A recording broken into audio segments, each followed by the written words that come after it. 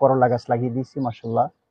এই যে দেখেন করলা গাছ, এগুলাতে পালং শাক করেছি, ধনিয়া করেছি, পাশাপাশি আপনার ঝিঙ্গা, এই দুটো দুটো করে আমি করেছি।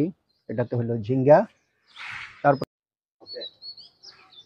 আসসালামু আলাইকুম, আহমেদ কবির সাহেবের ছাদ বাগান থেকে আপনাদেরকে জানাচ্ছি আন্তরিক শুভেচ্ছা অভিনন্দন। আজকে রোজার ঈদের পর তৃতীয় দিন। তো আমরা দেখাবো আজকে আপনাদেরকে আমার বাগানের বর্তমানে আমার ১ নম্বর বাগানের যে শাকটা, অ্যাকোয়াপনিক্সের উপরে যে শাকগুলা করেছি আমি সেগুলা দেখাবো। তো আমার এই আপনারা জানেন আমি গত কয় মাস আগে আমার মাছের হাউসটা রিমুভ করছি রুম উঠানোর জন্য। দেখো একটু, এই যে এখানে আমার মাছের হাউসটা ছিল, তো এখানে রুম হয়ে গেছে এখন। তো পরবর্তীতে আমি যে কোনো জায়গায় একটা মাছের হাউস সেট করব, কিন্তু ততদিন পর্যন্ত আমি এই বেডগুলাকে এইভাবেই রাখছি। বেডগুলো আমি রিমুভ করি নাই, এটাকে যেভাবে আছে এইভাবে রাখা হয়েছে। এবং এগুলোর ভিতরে আমি কি কি শাক করছি আপনারা দেখেন, আলহামদুলিল্লাহ। এই যে কি পরিমাণ পালং শাক এবং ধনিয়া ভিতরে আছে। তো এগুলাতে পালং শাক করেছি, ধনিয়া করেছি, পাশাপাশি আপনার ঝিঙ্গা, এই দুটো দুটো করে আমি করেছি। এটাতে হলো ঝিঙ্গা।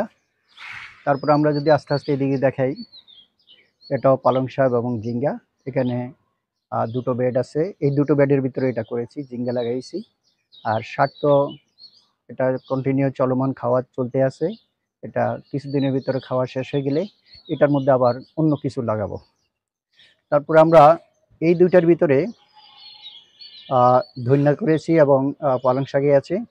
আর পাশাপাশি আমরা এখানে করলা গাছ লাগিয়ে দিয়েছি মাশাআল্লাহ। এই যে দেখেন করলা গাছ, এটাও দেখেন, এই যে করলা গাছটা, এটা আবার উপরে মাচার মধ্যে উঠে দেব।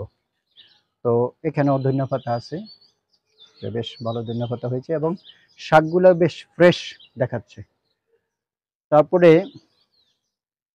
এই দুইটা বেডের ভিতরে আমরা ধুন্দুল, যেমন এই যে ধুন্দুলের চারা গাছ উঠে গেছে, এখানেও ধুন্দুলের গাছ উঠে গেছে। পাশাপাশি এটাতে ধনিয়াটা একটু বেশি করা হয়েছে। এদিকে দেখাইলে আমিও ক্যামেরা দিয়া, এই যে মাশাআল্লাহ কি পরিমাণ ধনিয়া, এই এবং পালং শাক, পুরো পালং শাকের সাথে ধনিয়া করা হয়েছে।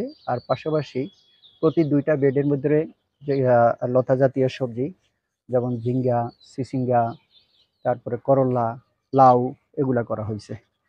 এদিকে এই দুইটার ভিতরে আমরা করেছি লাউ প্লাস আপনার ধনিয়া এবং পালং শাক। তো ওভারঅল আমরা এই পুরো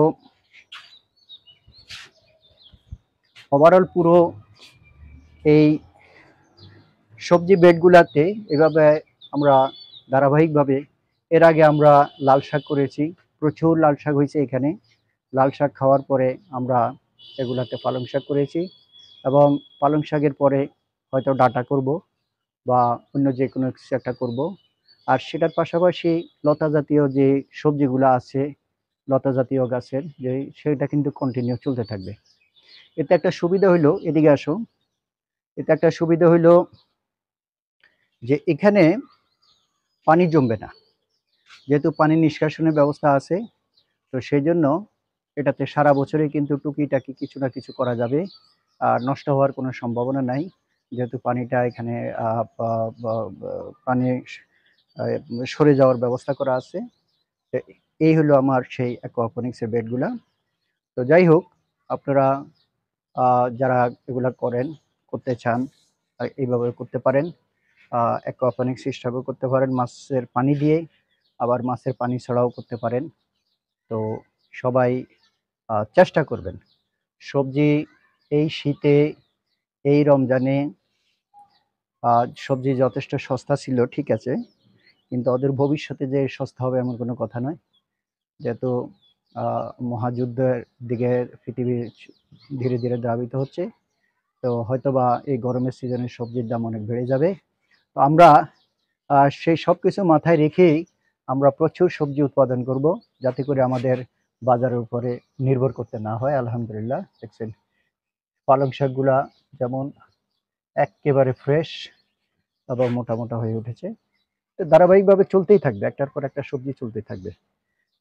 তো বেশি বেশি সবজি সবাই বেশি বেশি সবজি উৎপাদন করবেন। আর খালি জায়গা ফালাই রাখবেন না, খালি জায়গা ফালাই রাখবেন না। তবে বীজ বীজ নির্বাচন করার জন্য খুব চেষ্টা করবেন যাতে একটা ভালো বীজ ফলানো যায়। ভালো বীজ হলে ভালো সবজি হবে, এটাই বাস্তবতা। তো পরিশেষে সবাই ভালো থাকবেন, সুস্থ থাকবেন। আল্লাহ হাফেজ।